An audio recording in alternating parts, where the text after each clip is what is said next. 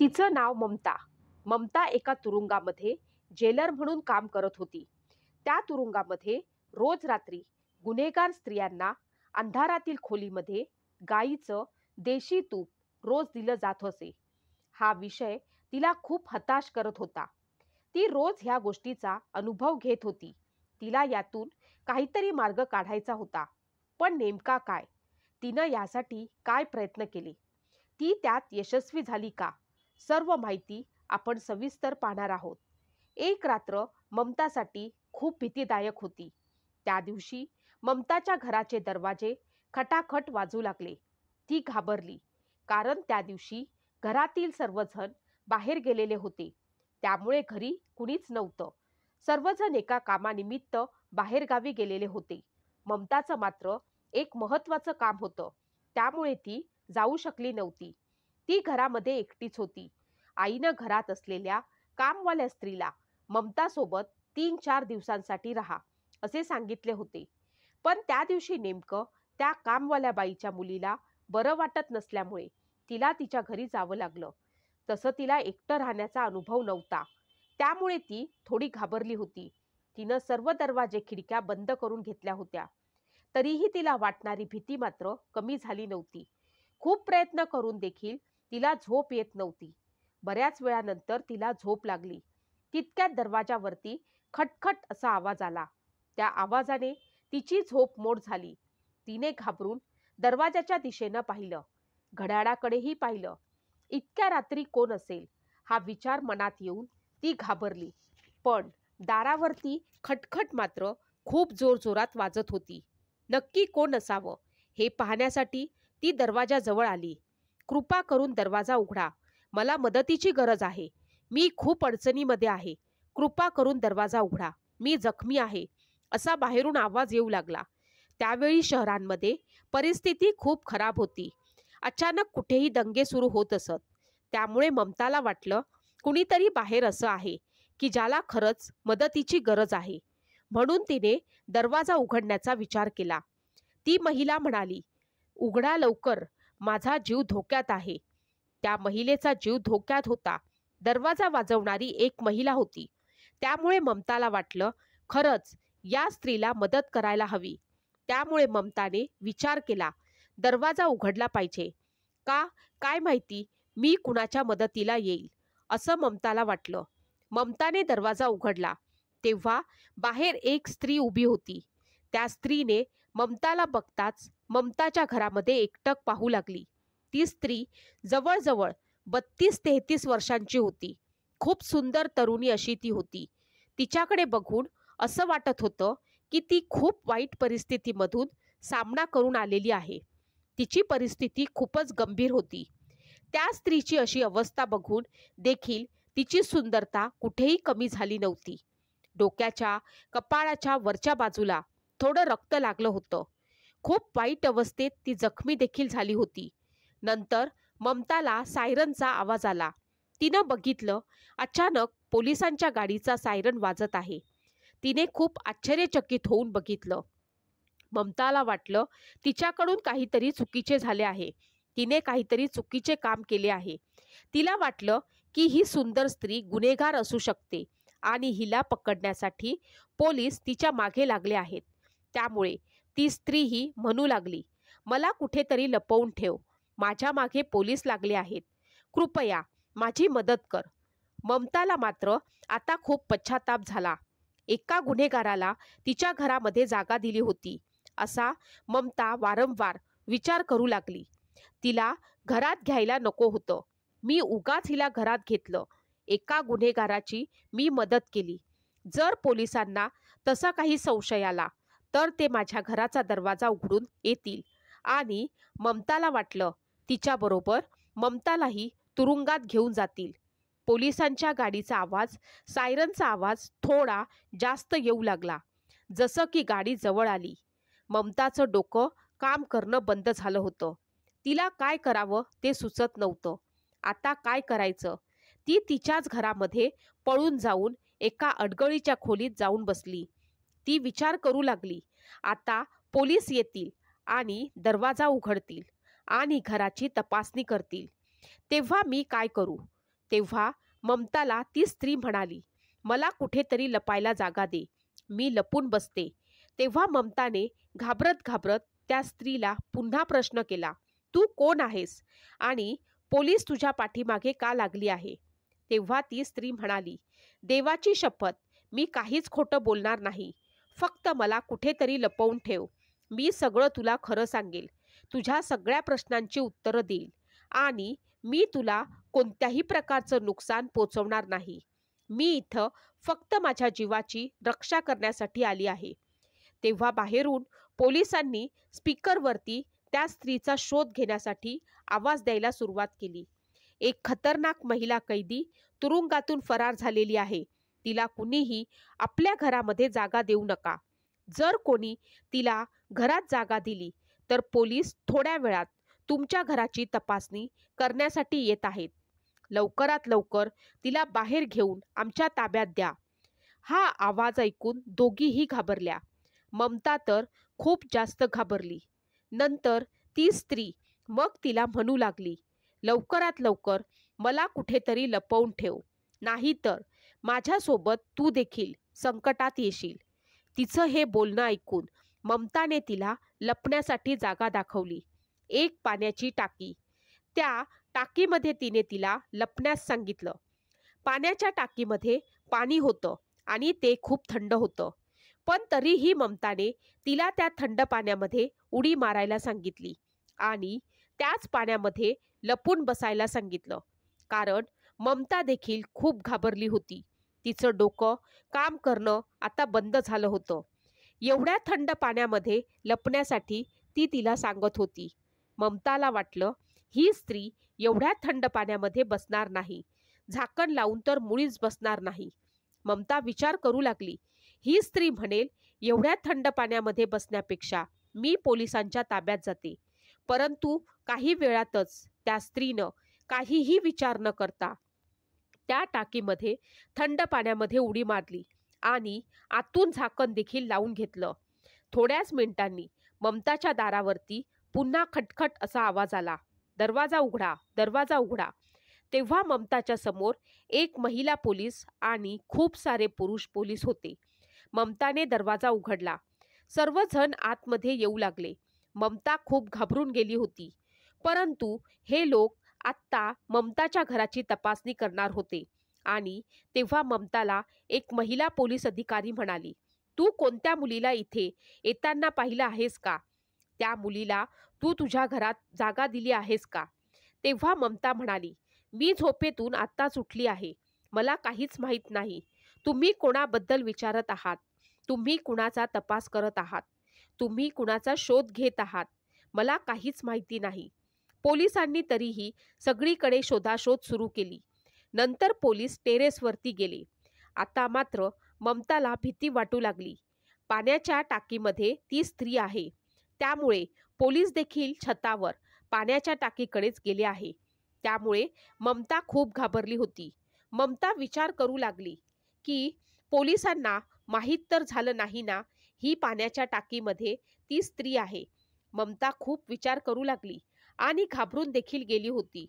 पण ममताला एवढा विश्वास होता की त्यांचं लक्ष पाण्याच्या टाकीकडे जाणार नाही किंवा ती पाण्याची टाकी उघडून देखील बघणार नाहीत. त्यामुळे तिचा अंदाज खरा ठरला आणि ती खरोखरच हुशार होती. पोलीस थोडंसं इकडे तिकडे बघून लगेच खाली आले आणि म्हणाले, या मॅडमच्या घरात कोणीही नाही. पोलीस म्हणाले, ती स्त्री इथून कधीच निघून गेली असेल. आपल्याला पुढे जायला हवं. येथे थांबून वेळ घालवायला नको. तेव्हा पोलीस घरातून बाहेर निघाले. तेव्हा ममताने मोठा श्वास घेतला. तिला त्या महिला पोलिसांकडनं समजलं होतं, मुंबईच्या तुरुंगातून एक महिला गुन्हेगाराला शोधण्यासाठी आम्ही इथपर्यंत आलो आहोत. पोलीस गेल्यानंतर लगेचच ममताने छतावरती जाऊन टाकीचं झाकण उघडून त्या स्त्रीला बाहेर काढलं. थंड पाण्यामुळे ती खूप थरथर कापत होती. 10 मिनिटं तिला काही सुचलं नाही. ममता विचार करू लागली, अजून थोडासा उशीर झाला असता तर त्या पाण्यामध्ये ही मरून गेली असती. एवढी दयनीय परिस्थिती त्या स्त्रीची झाली होती. ममता लवकर तिला खाली घेऊन आली आणि तिला हीटरच्या जवळ बसवले. नंतर तिनं तिला कपडे बदलायला दिले. हीटरच्या जवळ बसल्यावरती ममता विचार करू लागली. मी हिला मदत का करते आहे माहीत नाही, पण हिला भूक लागली असेल म्हणून तिला काहीतरी खायला द्यावे असा विचार ममताने केला. नंतर तिने तिच्यासाठी चहा बनवला आणि तिला गरम खायला देऊन तिच्या जवळ आली. तिच्या चेहऱ्याकडे बघून ती एक निरागस स्त्री दिसत आहे. तिच्याकडे बघून असे वाटत नाही तिने एखादा गुन्हा केलेला असावा. ती चांगली स्त्री आहे, ही गुन्हेगार नसेल असे तिला वाटत होते. थोड्या वेळात ती स्त्री थोडीशी चांगली झाली. गरम चहा आणि गरम खाण्याने तिला थोडीशी हुरहुरी आली. तेव्हा ममताने त्या स्त्रीला विचारले, तुला बघून असं वाटत नाही तू गुन्हा केला असशील, पण पोलीस तुझ्या मागे का लागले आहेत? तू असं काय केलं आहेस? मुंबईच्या जेलमध्ये तू का गेली होतीस? तुला तुरुंगामध्ये का कैद केलं होतं? आणि तू तिकडून पळून का आली आहेस? एवढे सगळे प्रश्न ऐकून ती स्त्री शांत झाली आणि ती म्हणू लागली, मी कोणताही गुन्हा केलेला नाही, मी गुन्हेगार नाही, मी मुंबईच्या तुरुंगातील जेलर आहे. मग ममता शांत झाली. ती म्हणाली, तू हे काय बोलत आहेस? तू गुन्हा केलेला नाही, तू गुन्हेगार नाहीस, तर मग जेलर आहेस. मग जेलरच्या पाठीमागे पोलीस का लागले आहेत? हा विचार ममताच्या डोक्यात आला, कारण ममताने देखील जेलरच्या पदासाठी फॉर्म भरलेला होता. त्यामुळे तिथे असेही काही होते हे ऐकून ममताला धक्का बसला. ममताने त्या स्त्रीला विचारले की जेलरच्या पाठीमागे गुन्हेगार असल्यासारखं तुझ्या मागे का पोलीस लागले आहेत? तर ती सुंदर महिला तिला आपली कथा सांगू लागली. माझी कथा ऐकून तुला विश्वास बसणार नाही, तुझ्या अंगावरती शहारे येतील. माझं नाव पूर्वा आहे. मी खूप सुसंस्कृत घराण्यातून आली आहे. माझ्या घरी 2 बहिणी आहेत आणि भाऊ आहे. माझे वडील मुंबईच्या पोलीस ठाण्यातच हवालदार आहेत. त्यांनी आम्हाला लहानपणापासून खूप चांगले संस्कार दिलेले आहेत. नेहमी खरं वागायचं, इमानदारीनं राहायचं हे त्यांनी आम्हाला शिकवलं. आणि ते नेहमी म्हणायचे, आपल्या कामाची काम ठेवायचं, नेहमी आपल्या कामावरती विश्वास ठेवायचा, मग काम कितीही छोटं किंवा मोठं असो. माझे वडील देखील एक इमानदार पोलीस होते. पूर्ण नोकरीमध्ये त्यांनी 1 रुपया सुद्धा भ्रष्टाचार कधीच केला नाही आणि त्यामुळेच ते स्वतःचा खूप अभिमान करत असतात. त्यांनी कधीही कुणाकडे लाच घेतली नाही. कामाला मात्र ते नेहमी पुढे असायचे. आमचे दिवस खूप हलाखीचे होते. आम्ही एवढी मुलं आणि बाबांचा तुटपुंजा पगार, यामध्ये आम्ही खूप गरिबीमध्ये दिवस काढायचे. खूप वाईट परिस्थिती होती आमची. मी वडिलांचे खूप लाडकी होती. मी वडिलांना नेहमी म्हणायची, तुम्ही तुमच्या मित्रांना बघा, त्यांनी किती प्रगती केली आहे, ते कुठून एवढे पैसे आणतात, त्यांच्याकडनं काहीतरी शिका, म्हणजे आपण पण प्रगती करू, आरामात राहू. त्या लोकांच्या घरामध्ये रोज त्यांची मुलं बघा, किती चांगलं खातात, राहतात, चांगल्या शाळेमध्ये चांगल्या कॉलेजमध्ये शिक्षण घेतात.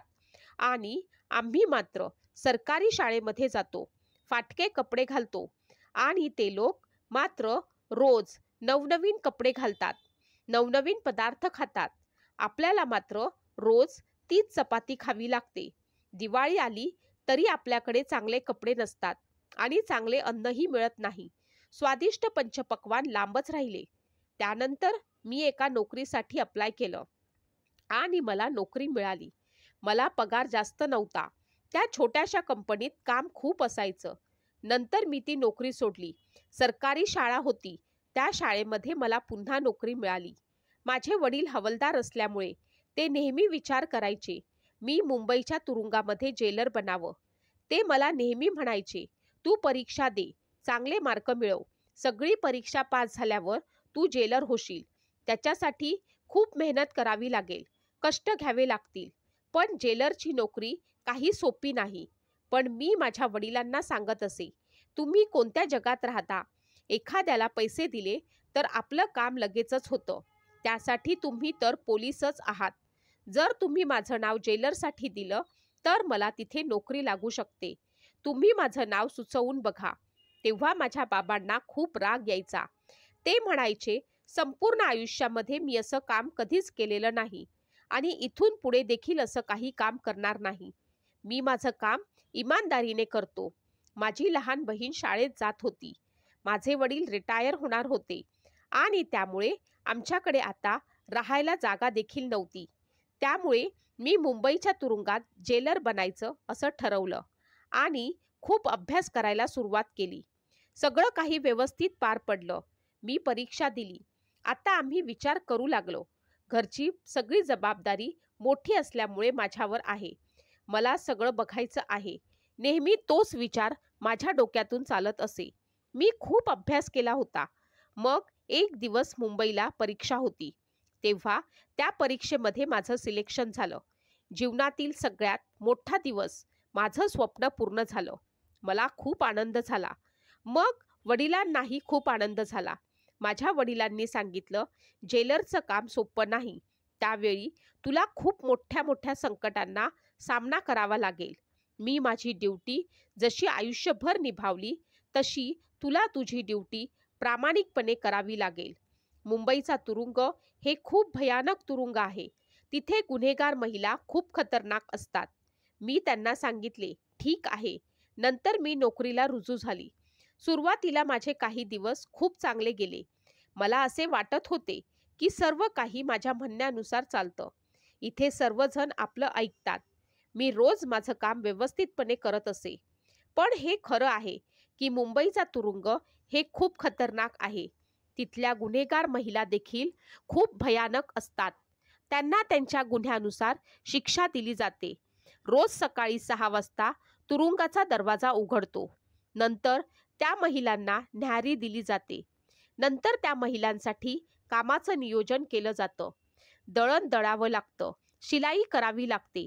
तरुण मुलींना देखील कामे करावी लागतात. पण तरुण मुलींसाठी शिकण्याची व्यवस्था असते. ते नंतर तुरुंगातून बाहेर पडल्यावरती काहीतरी समाजासाठी चांगलं करतील यासाठी तुरुंगामध्ये शिक्षणाची व्यवस्थित केलेली असते. नंतर संध्याकाळच्या वेळी महिलांना जेवण दिलं जातं आणि परत तुरुंगामध्ये बंद करून ठेवलं जातं. तिथे एवढ्या गुन्हेगार महिला होत्या की त्यांचे ग्रुप तयार झाले होते. गुन्हेगार महिलांनी अगदी घट्ट अशी एकमेकींशी मैत्री केलेली होती. काही महिला खूप भयानक आहेत, तर काही महिला खूप भयानक गुन्हे करून पकडल्या गेल्या आहेत. त्यानंतर त्या तुरुंगामध्ये अडकल्या गेल्या. मला काम करण्यास माझं मन लागत नसे, कारण ते माझं रोजचं काम नव्हतं. मला तिथे काम करायचा कंटाळा येत होता. मला ह्या कामाची कधी सवय देखील नव्हती. मला रोज रोज तेच बघून आणि वडिलांचा इमानदारीचा पाठ ऐकून मी कामाला जात होते. मी त्या स्त्रियांना काहीच त्रास देत नव्हते. मी त्या स्त्रियांना कधी मारत नव्हते, दुखावत नव्हते. त्यामुळे त्या स्त्रियांना मी आवडत होते. त्या स्त्रिया म्हणायच्या, तुम्ही पहिली जेलर अशा आहात की तुम्ही कधीच आम्हाला त्रास देत नाही. आमची एवढी काळजी घेता. तुमच्यामुळे एक पण पोलीस आमच्यावरती हात उचलत नाही, आम्हाला मारत नाही. याच्या अगोदर आम्हाला खूप त्रास दिला जायचा. मी सर्व पोलीस कर्मचाऱ्यांना सांगून ठेवलं होतं, एकाही महिलेला मारायचं नाही, त्यांच्यावरती हात उचलायचा नाही. सगळं काही सुरळीत चालू होतं. मी दररोज राऊंड मांडण्यासाठी पोलीस ठाण्यात फिरत असे. तेव्हा मला एक महिला रडताना दिसली. त्या महिलेला मी विचारलं, तू का रडत आहेस? तेव्हा तिनं सांगितलं, एका पोलिसांनी तिला खूप जोरात कानाखाली मारली आहे. त्यावेळी हे ऐकून मला खूप राग आला. मी इतक्या वेळा सांगून देखील हे लोक असं का करतात? त्या स्त्रिया जरी गुन्हेगार असल्या तरी त्या महिला आहेत. मग त्यांच्यावरती असा हात का उचलला जातो? तेव्हा मी पुन्हा त्या कर्मचाऱ्याला जाऊन विचारले, मी तुम्हाला किती वेळा सांगितलं आहे, ह्या गुन्हेगार जरी असल्या तरी देखील स्त्रिया आहेत, त्यांच्यावरती हात उचलायचा नाही. मी त्या तुरुंगामध्ये खूप सुधारणा करण्यास सुरुवात केली. तुरुंगामध्ये वेगवेगळ्या प्रकारचे शिक्षण मी त्या महिलांना देण्यास सुरुवात केली. त्या महिला पुन्हा बाहेर आल्यानंतर स्वतःसाठी काहीतरी कमावतील आणि खातील, एवढी मी सुधारणा केली होती. त्यामुळे माझा सन्मान देखील केला गेला. मला मेडल देखील दिलं गेलं. माझ्या वडिलांनाही हे सारं पाहून खूप आनंद झाला. माझं सगळ्यांनी खूप कौतुक केलं. नंतर माझ्या लग्नाचा विचार केला गेला आणि मला एक उमेश नावाच्या मुलाचं मागणं आलं. उमेश देखील माझ्या वडिलांच्याच विचारांचा होता. त्यामुळे मी देखील खूप आनंदी होते की मला जीवनसाथी देखील चांगला भेटला आहे, जो इमानदार आहे, जो दुसऱ्यांवरती अन्याय करत नाही. त्यामुळे मी देखील खूप आनंदात होते. माझे जीवन खूप सुखामध्ये चाललं होतं. नंतर काही दिवसात मला तुरुंगामध्ये तुपाचे काही डब्बे दिसले. सुरुवातीला मी त्या गोष्टीकडे इतके लक्ष दिले नाही. गुन्हेगार महिलांचे नातेवाईक त्यांच्यासाठी काही खायला पाठवत असतील. रोज तुपाचे डब्बे तुरुंगामध्ये महिलांकडे येत होते आणि हे मला माहीत नव्हतं. मी लक्षही देत नव्हते. मला वाटायचं नातेवाईक काहीतरी खाण्यासाठी पाठवत असतील. परंतु एके दिवशी मी पाहिलं की त्या महिलांकडे रोज रोज गाईच्या शुद्ध तुपाचे डब्बे येत आहेत. हे कशासाठी आहे हे मला कळतच नाही. मग मी विचार केला, ह्या गोष्टीची माहिती करून घ्यायला हवी. काहीतरी गडबड जरूर आहे. मला माहीत करून घ्यायचं हवं की हे देशी तुपाचे डब्बे कशाला जेलमध्ये येतात आणि हे कोण मागवत आहेत. कोण आहे जे यांना तुपाचे डब्बे देत आहेत. मग मी ठरवलं की एका महिला कॉन्स्टेबलला सांगितलं, हे तुपाचे डब्बे कुठून आणि कुणासाठी येत आहेत ते मला सांगा. ती महिला कॉन्स्टेबल देखील आपल्या कामाशी एकनिष्ठ होती. तिने मला माहिती सांगितली, हे तुपाचे डब्बे कुठून येतात आणि कोणासाठी येतात. मग सर्व माहिती ती मला देऊ लागली. तुरुंगाच्या आत काय चाललं आहे ही सगळी माहिती ती मला आता पुरवू लागली होती. एके दिवशी मी ते तुपाचे डब्बे उघडले आणि तपासणी केली.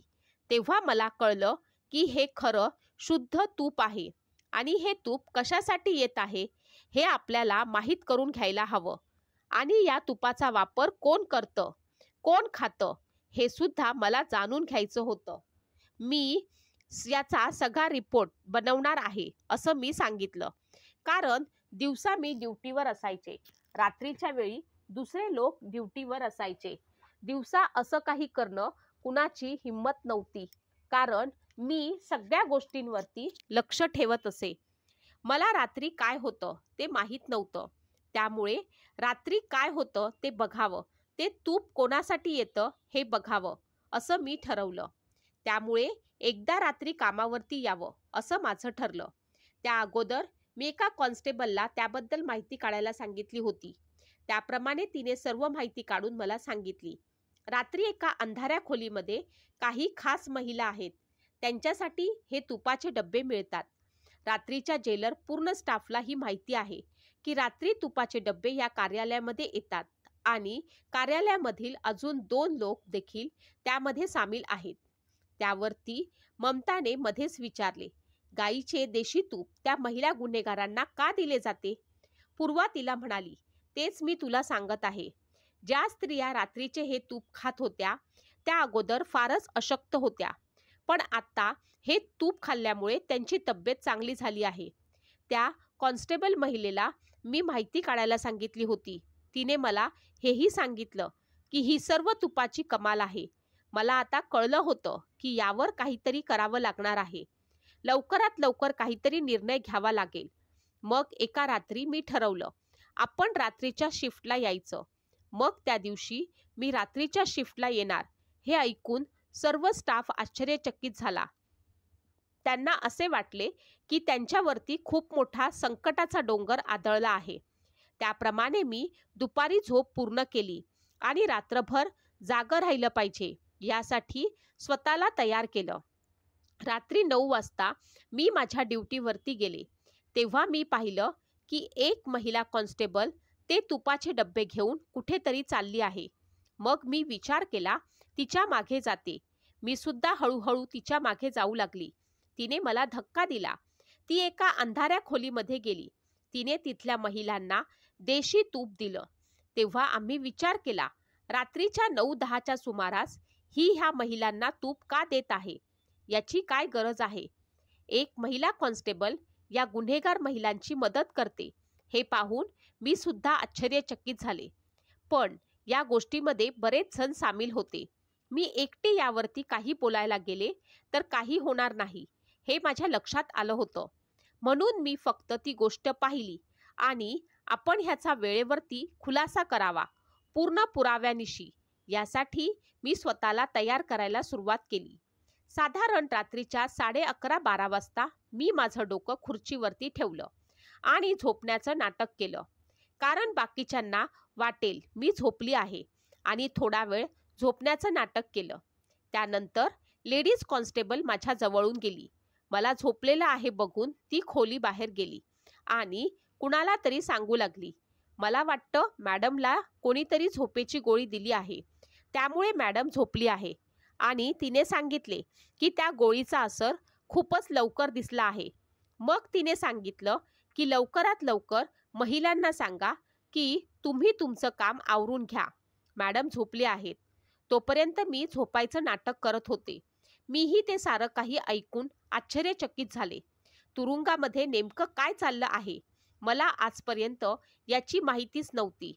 हे सारं काही मला नवीनच पाहायला, ऐकायला मिळत होतं. माझ्या पाठीमागे हे लोक काय करतात याचा मला अंदाज सुद्धा नव्हता. त्या अंधाऱ्या खोलीत मी खूप वेळा विचार केला, मला जाऊन त्या खोलीत काय चाललं आहे ते पाहायला पाहिजे. परंतु मी जसं उठण्याचा प्रयत्न केला तसे मला चक्कर येऊ लागले. कारण माझ्या चहामध्ये झोपेच्या गोळ्या मिळवल्या गेल्या होत्या. त्यांचा असर व्हायला लागला होता. त्यामुळे मी तिथेच झोपले गेले आणि सकाळी जाग आल्यावरती माझं डोकं खूप जडजड झालं होतं. मला उठायला देखील येत नव्हतं. तसेच मी घरी गेली आणि घरी गेल्यावर कुणाला तरी सांगावं असं मला वाटत होतं. परंतु मीही सांगितलं नाही. मी फक्त हाच विचार करत राहिले की महिला कॉन्स्टेबल बरोबर दुसरं कोण होतं जो तिला मदत करत होतं. काय करावं ते मला सुचत नव्हतं. त्यानंतर पुन्हा मी रात्रीची ड्युटी घेतली. त्यावेळेस मी ठरवलं होतं की आता काय करायचं आणि काय केल्यानं हे सत्य सर्वांसमोर बाहेर येईल. मी पुन्हा एकदा झोपण्याचं नाटक करायचं असं ठरवलं. मग थोड्याच वेळात एक महिला कॉन्स्टेबल माझ्यासाठी चहा घेऊन आली. तो चहा प्यायचा नाही असं मी ठरवलं आणि माझ्याजवळच एक वॉश बेसिन होतं. त्या वॉश बेसिनमध्ये मी तो चहा ओतला आणि मोकळा कप खाली करून ठेवला आणि पुन्हा झोपण्याचं नाटक केलं. तेवढ्यात महिला कॉन्स्टेबल आली आणि तिने तो कप उचलला. माझ्या नाकाजवळ हात ठेवून पाहिलं. मी खरंच झोपली आहे की झोपण्याचं नाटक करत आहे. थोड्या वेळानं रात्रीच्या 11 वाजेच्या सुमारास लेडीज महिला कॉन्स्टेबलने सर्व लाईट्स बंद करायला सुरुवात केली. संपूर्ण तुरुंगामध्ये पूर्ण अंधार पसरला होता. मी हळूच उठले आणि अंधारामध्ये चालू लागले. एका ठिकाणी मला उजेड दिसला. मोबाईलचा टॉर्च कोणीतरी चालू ठेवला होता. त्याच खोलीमध्ये गुन्हेगार महिला तूप खात होत्या, तर काही महिला खाली सुरुंग खोदत होत्या. मी एकदम जोरात ओरडले, काय चाललं आहे? एवढं मोठं वाईट काम करण्यासाठी माझा पूर्ण स्टाफ त्यांच्यामध्ये सामील होता. सगळं काही माझ्या डोळ्यासमोर चाललं होतं, पण तरीही माझा त्याच्यावरती विश्वास बसत नव्हता. त्यांनी चांगलाच मोठा सुरुंग खोदला देखील होता. 2 महिला होत्या ज्या मुंबईमधील खूप मोठ्या गुंडांच्या साथीदार होत्या. त्या गुंडानं त्यांना जेलमधून काढण्यासाठी हा प्लॅन बनवला होता. खूप महिन्यांपासून हे काम चालले होते आणि पोलिसांचा पूर्ण स्टाफ त्याच्यामध्ये सामील होता. त्या 2 महिलांना जन्मठेपेची शिक्षा दिली गेली होती आणि त्यामुळे त्यांना तिथून फरार व्हायचे होते. म्हणून त्या सुरुंग खोदत होत्या. जेव्हा मी म्हटलं काय चाललं आहे इथे, तेव्हा एकीच्या हातून तर मोबाईल खाली पडला आणि दुसरी सुरुंग खोदत होती. ती सुरुंग खोदणं काही सोपं काम नव्हतं. पूर्ण दगडाचं काम तुरुंगाचं केलेलं होतं आणि त्याच्यासाठी खूप साऱ्या ताकदीची गरज असते. ती ताकद मिळवण्यासाठी त्या महिलांना रोज देशी तूप पुरवलं जात होतं. हे सगळं माझ्या डोळ्यासमोर चाललं होतं. तेव्हा ती महिला कॉन्स्टेबल विचारलं, अजून कोण आहे तुमच्याबरोबर? ती काहीच बोलली नाही. मग मी म्हटलं, मी हाय कमिशनरला सांगून ठेवते, मग तुझी नोकरी जाईल, मग तू बोलशील. मी हाय कमिशनरला फोन करणार. एवढ्यात माझ्या डोक्यावरती कुणीतरी पाठीमागून काहीतरी मारलं आणि मी मात्र बेशुद्ध पडले. जेव्हा मी शुद्धीवर आले तेव्हा मी स्वतः एका तुरुंगामध्ये कैद होते. महिला कॉन्स्टेबलनं माझ्या डोक्यामध्ये काहीतरी मारले असेल, ज्यामुळे मी बेशुद्ध झाले आणि मी पकडली गेली. मी जेव्हा शुद्धीवर आली तेव्हा माझ्याबरोबर एक कॉन्स्टेबल होती. गुन्हेगार महिलांची मदत करण्यासाठी त्या गुंडानं खूप सारे पैसे त्यांना दिले होते. नंतर त्या पोलीस कॉन्स्टेबल माझ्याकडनं सुट्टीसाठी एक अर्ज केला. मी गायब झालेली कोणाला समजू नये म्हणून त्याच्यावरती माझी सही देखील घेतली. पण मी पहिल्यापासूनच गुन्हेगारांकडनं त्यांचा गुन्हा कबूल करण्यासाठी जेव्हा जायचे तेव्हा एका खोलीमध्ये कॅमेरा बसवला होता आणि नेमके त्याच खोलीमध्ये आज मी होते. त्यामुळे ते दोघेही कॅमेऱ्यामध्ये हे सारं काही रेकॉर्ड होत होतं आणि आमचं बोलणं देखील रेकॉर्ड होत होतं. त्या महिला कॉन्स्टेबलनं मला ती करत असलेल्या सर्व गुन्ह्याबद्दल सांगितलं. आम्ही सगळे यात कसे सामील झालो असं म्हणत ती जोरजोरात हसत होती. मी फक्त एकच विचार करत होती, इथून कसं सुटायचं. मग दुसरा दिवस आला. ती महिला कॉन्स्टेबल माझ्यासाठी जेवण घेऊन आली. तेव्हाच मी तिच्या डोक्यात एक काठी मारली आणि तेथून पळाले, कारण माझ्या जीवाला सुद्धा धोका होता. आता फक्त काही करून मला त्या रूमबद्दल तो कॅमेरा मिळवायचा आहे, ज्यामुळे मी सर्वांसमोर हे सत्य उघड करू शकते. मला काहीही करून तो कॅमेरापर्यंत पोचायचा पाहिजे. पण मी तिकडे जाऊ शकत नाही, कारण तिकडे जाणं म्हणजे खूप जोखमीचं काम आहे. त्यावर ममता म्हणाली, मी तुझी मदत करायला तयार आहे. मी स्वतः जेलर या पदासाठी अर्ज केला आहे. कदाचित जेलर पदावरनं तुला काढून टाकलेलं आहे. त्यामुळे पेपरमध्ये जेलर पदाची जाहिरात केली गेली आहे. मी पूर्ण प्रयत्न करेल की तिथे माझी नियुक्ती झाली पाहिजे. त्याप्रमाणे ममताचं तिथे सिलेक्शन झालं. ममताने पूर्वाला वचन दिलं होतं की मी तुझी पूर्ण मदत करेल. ड्युटी जॉईन केल्यानंतर तिनं फिरून सर्व भाग तपासून पाहिले. कुठे गुन्हेगार महिलांना ठेवलं जातं, त्यांना कुठून तूप पुरवलं जातं आणि ते कशाप्रकारे सुरुंग खोदतात याची सर्व माहिती ममताने काढून घेतली. मला काहीही करून पूर्वाची मदत करायची होती आणि तिला निर्दोष सिद्ध करायचं होतं. म्हणून खूप विचार केल्यानंतर तिनं एक हाय कमिशनरला पत्र लिहिलं. त्याच्यामध्ये लिहिलं की तुरुंगामध्ये सुरुंग खोदला जात आहे. महिला कॉन्स्टेबल नाईट ड्युटीचा पूर्ण स्टाफ त्यामध्ये सामील आहे आणि मुंबईमधील खूप मोठ्या गुंडाच्या साथीदाराच्या त्या महिला आहेत. त्या सुरुंग खोदत आहेत याची मला पूर्वाने माहिती दिली आहे. एका खोलीमध्ये पूर्वाने कॅमेरा लावला होता. त्याच्यामध्ये सर्व रेकॉर्ड झालेला आहे. तो कॅमेरा आपल्याला मिळवायला पाहिजे. तेव्हा रात्री 11:30-12 वाजता तुम्ही सर्वजण इथे हजर व्हा, अधिकाऱ्यानं त्या पत्रात लिहिलं होतं. मग रात्री 11:30 वाजता 12 वाजता पूर्ण हाय कमिशनरची टीम त्या ठिकाणी हजर झाली आणि रंगेहात सुरुंग खोदणाऱ्या महिलांना पकडलं गेलं. महिला कॉन्स्टेबल, महिला जेलर या सर्वांना पकडलं गेलं. पूर्वानं ममताचे खूप आभार मानले. ममतामुळेच